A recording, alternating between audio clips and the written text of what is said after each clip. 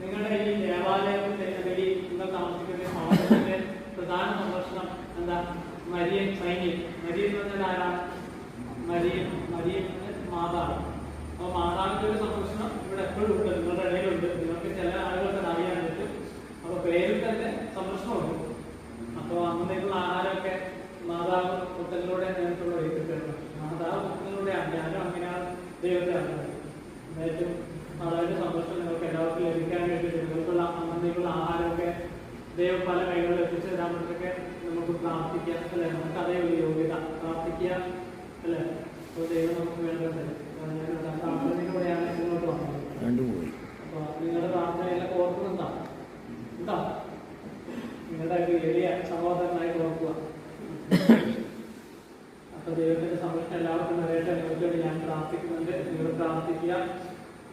പരിശുദ്ധാത്മാവിന്റെ വലിയ പ്രവർത്തനം എല്ലാ മേഖലകളിൽ നടക്കാനും കുറെ ആളുകളൊക്കെ പോകരുത്.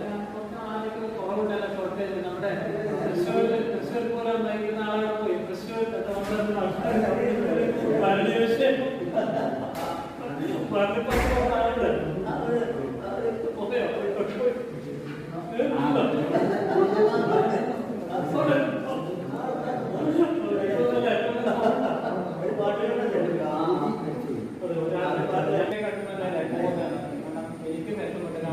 ഇവിടെ അവിടെ കുമ്മലൊക്കെ ഉണ്ട്. ഒരു പേഷ്യന്റ് ഒരു പെട്ടെന്ന്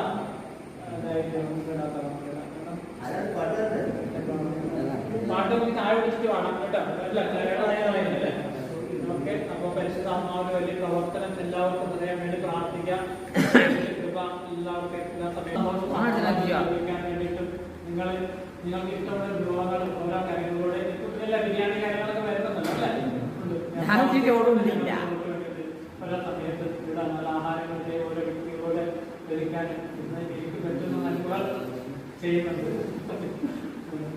അപ്പൊ അതിന് വേണ്ട സാമ്പത്തികം തരാൻ വേണ്ടിയിട്ടും ഒരുപാട് വ്യക്തികളോടത്തേക്ക് വരാൻ വേണ്ടിയിട്ട് നിങ്ങൾക്ക് വേണ്ട കാര്യങ്ങൾ നിങ്ങൾക്ക് ആവശ്യമായിട്ട് ഒരുക്കി തരാൻ വേണ്ടിയിട്ട് ശരിക്ക് വേണ്ടിയിട്ട് അതായത് അത് ഞാൻ പറയട്ടല്ലോ. നിങ്ങൾ പ്രാർത്ഥിക്കുന്നുണ്ടല്ലോ. കാരണം പ്രിയങ്കരാണ്.